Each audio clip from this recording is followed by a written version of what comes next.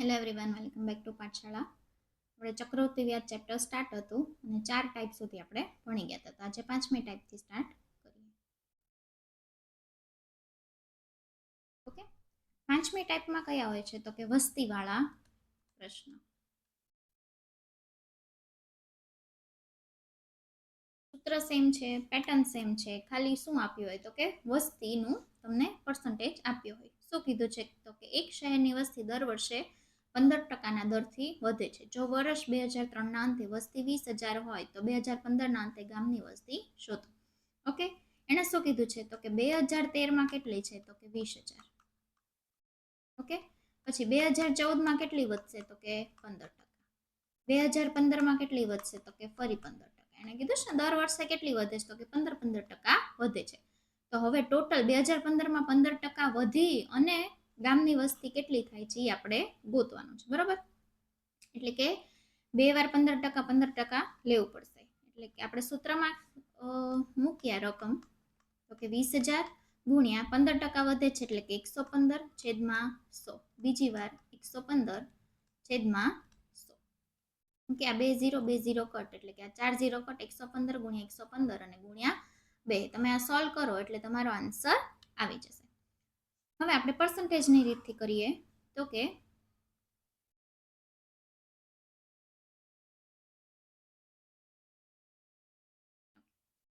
20,000 ગુણ્યા 15/100.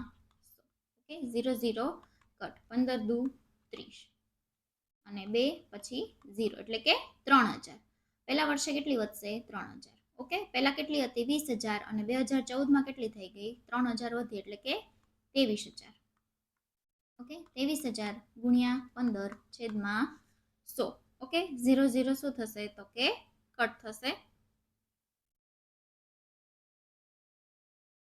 ઓકે, 15 ગુણ્યા 23 એટલે થશે 345. ઓકે, 15 દુ 30 એટલે કે 300 અને 15 તેરી 45 એટલે કે 345 અને પછી એક 0. બરાબર, એટલે કે 23,000 એમાં મારે કેટલા એડ કરવા પડશે? 23,000 છે એમાં મારે કેટલા એડ કરશે? પણ 3,450 એટલે કે 26,450 થશે. 2013ના અંતે કેટલી હતી? તો કે 20,000 અને 2015ના અંતે કેટલી હશે? તો કે 26,450. એ મારો આન્સર થશે. એમ કીધું હોય કે 2013માં 20,000 હતી તો 2015માં કેટલી વધી હશે? તો 20,000 અને 26,000 તો કેટલી વધી હશે? તો કે 6,450. ઓકે, જે રીતનો ક્વેશ્ચન હોય એ રીતના તમારે આન્સર આપવાનો. ટાઈપ અલગ મેં એટલે પાડી કેમ કે આ વસ્તીવાળા છે. જેમ કરતા હતા સૂત્ર સેમ છે અને કરવાની પેટર્ન પણ સરખી જ છે. અલગ ટાઈપ પાડવાનો મિનિંગ મારો એટલો જ હતો કે આવી રીતે શહેરનું વસ્તી પ્રમાણે તે તમને ચક્રવૃત્તિ વ્યાજમાં પૂછી શકે. કેમ કે તમને તો વ્યાજનું ગણ્યું હોય ને, પણ આ શું છે? તો કે ચક્રવૃત્તિ વ્યાજ જેવો જ ક્વેશ્ચન છે. એટલે મેં અલગ ટાઈપથી તમને આપ્યું કે શહેર અને એની વસ્તી પ્રમાણે તે ક્વેશ્ચન પૂછી શકાય. રીત શું છે? તો કે ચક્રવૃત્તિ વ્યાજ જે ગોતો છો એ જ પ્રમાણેની છે. ઓકે, નેક્સ્ટ જોઈએ તો કે 6ઠ્ઠી ટાઈપ શું છે? તો કે સાદું વ્યાજ અને ચક્રવૃત્તિ વ્યાજ નો તફાવત. હવે હું જે આમાં સૂત્ર કહીશ ની તફાવત કેટલો હોય છે? 2 વર્ષનો હોય ને એની માટેનું સૂત્ર હું તમને કહું છું. ઓકે, કેમ કે આમાં 3 વર્ષનું આવે છે એનું સૂત્ર છે એ અલગ હોય છે. એટલે એ આની પછીની ટાઈપમાં ભણશું આપણે. આમાં આપણે સાદું વ્યાજ અને ચક્રવૃત્તિ વ્યાજનો તફાવત જ્યારે 2 વર્ષનો પૂછે એની માટેનું સૂત્ર શું થાય એ આપણે જોઈએ. પહેલા હું તમને ક્વેશ્ચન બતાવું કે કઈ રીતના ક્વેશ્ચન હોય છે. શું કીધું છે? તો કે 10,000 નો 10% લેખે જો છે 2 વર્ષનું સાદું વ્યાજ અને ચક્રવૃત્તિ વ્યાજનો તફાવત શું થાય ગોતવાનો છે. શું કીધું હોય? સાદું વ્યાજ અને ચક્રવૃત્તિ વ્યાજનો તફાવત કીધું હોય અને 2 વર્ષનું પૂછ્યું હોય એ માટેનું સૂત્ર છે તો કે સાદું વ્યાજ અને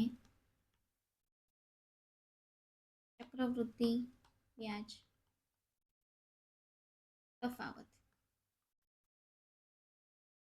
2 વર્ષ માટે તો કે PR² અપોન 100 ઉપર સ્ક્વેર. ઓકે, સૂત્ર શું છે તો કે PR સ્ક્વેર છેદમાં 100 સ્ક્વેર. P એટલે પ્રિન્સિપલ, જેટલી રકમ મૂકી હોય P. R એટલે રેટ ઓફ ઇન્ટરેસ્ટ, એટલે કે જેટલું ટકાવારી તમને જે આપી હોય એ. શું સૂત્ર છે તો કે PR સ્ક્વેર છેદમાં 100 અને એની ઉપર સ્ક્વેર. ઓકે, હવે આમાં જો P શું છે તો કે 10,000. ઓકે, R સ્ક્વેર શું છે તો કે 10. એક વાર લખીશ અને બે વાર લખીશ. ઓકે, અને છેદમાં શું છે તો કે 100 બે વાર, તો કે 100 ગુણ્યા 100. હવે જો આ તમે સૂત્રમાં મૂક્યો તો તમે જો ખૂબ ઇઝી થાય છે. આ 2 ને 2 4, એટલે કે 1 2 3 અને 4 0 કટ થઈ ગયા, એટલે કે તમારો આન્સર શું આવશે તો કે 100 આન્સર આવશે. તો સીધો તફાવતનો તમને આન્સર મળી ગયો 100.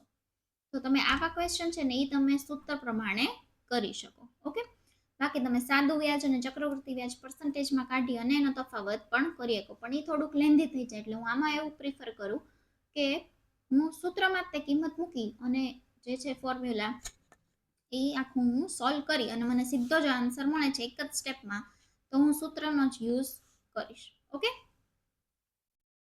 નેક્સ્ટ જોઈએ સૂત્ર શું છે તો કે PR square upon 100 square. Okay, એમાં તમને શું મળશે તો કે શું મળે, તફાવત મળે. ઓકે, હવે ક્વેશ્ચન જોઈએ તો કે 10% લેખે 2 વર્ષનું સાદું વ્યાજ અને ચક્રવૃત્તિ વ્યાજનો તફાવત 200 હોય તો મૂડી ગોતવાની છે. એટલે શું ગોતવાનું છે તો કે P ગોતવાનો છે, પ્રિન્સિપલ ગોતવાનું છે. ઓકે, તફાવત શું આપે છે તો કે 200 રૂપિયા. પ્રિન્સિપલ તો કે ખબર નથી, એટલે P આમ નામ રાખીએ.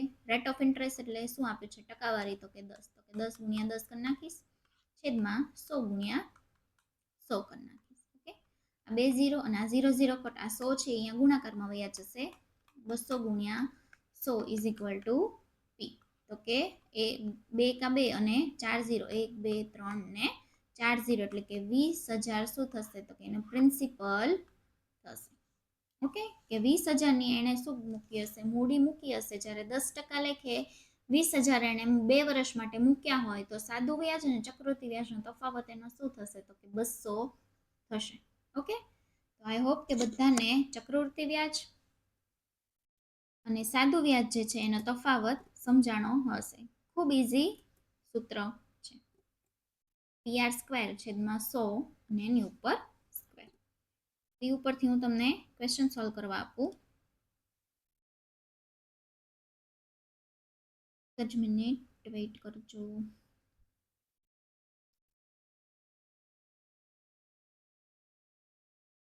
ઓકે,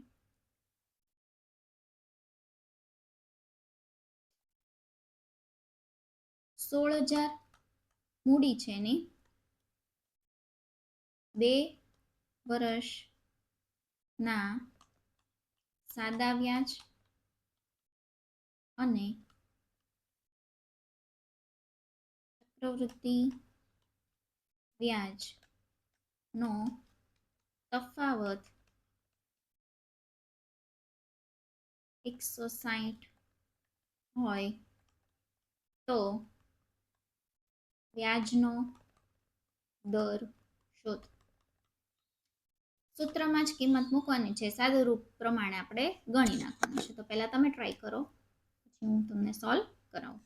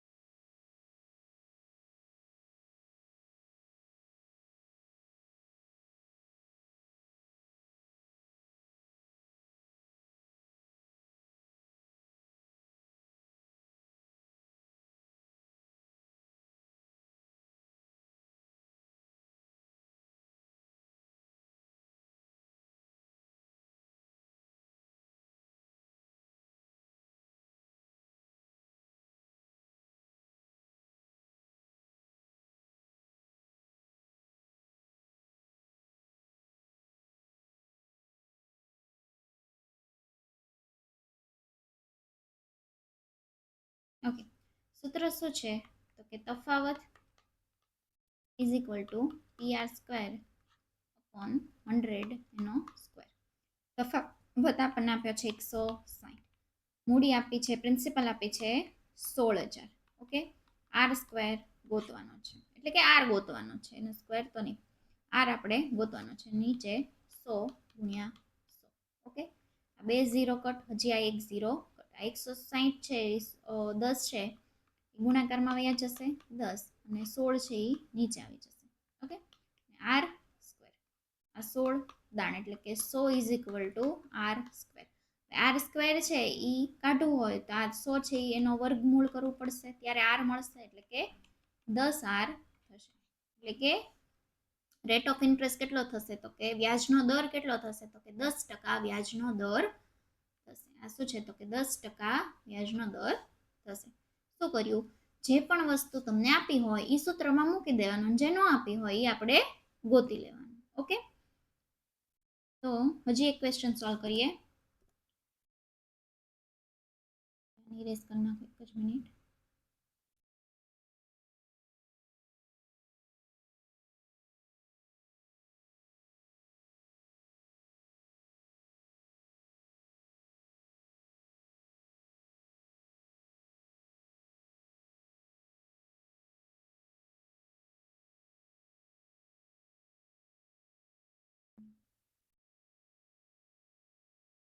₹1250 4% લેખે 2 વર્ષનું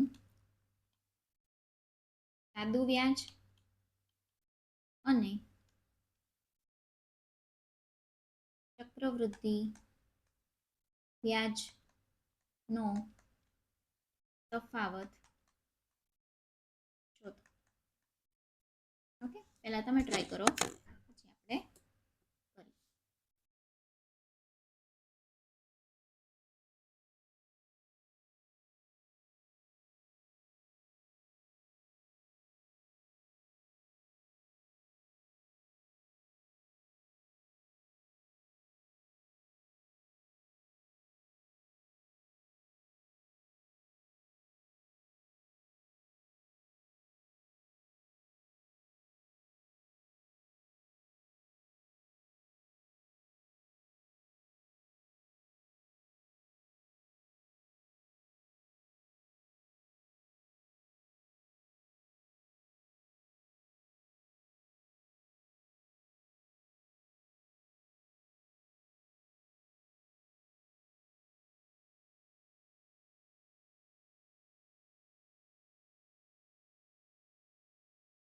ઓકે, કિંમત મૂકીએ તો કે 1250 ગુણ્યા 4 ગુણ્યા 4 છેદમાં 100 ગુણ્યા 100. ઓકે, 0 0 કટ, 25 ચોકું 100, 2 દુ 4, 2 પંચા 10. ઓકે, હવે 25 પંચા 125 થશે, 25 પંચા 125, અને 5 5 કટ. મારો આન્સર શું થશે, તો કે ₹2 મારો આન્સર થશે. ઓકે, કે 1250 નું 4% લેખે 2 વર્ષ માટે સાદા વ્યાજમાં મૂકવું અને ચક્રવૃદ્ધિ વ્યાજમાં મૂકવું, તો મને ડિફરન્સ કેટલો મળશે, તો કે ₹2નો ડિફરન્સ મળશે. તો આઈ હોપ કે બધાને અહીંયા સુધીની ટાઈપ ખબર પડી ગઈ હશે. નેક્સ્ટ લેક્ચરમાં આપણે છેલ્લી હવે 2 ટાઈપ બાકી છે, એ 2 ટાઈપ ભણી અને આપણે ચેપ્ટર નેક્સ્ટ લેક્ચરમાં કમ્પ્લીટ કરી નાખશું. ત્યાં સુધી સ્ટે ટ્યુન.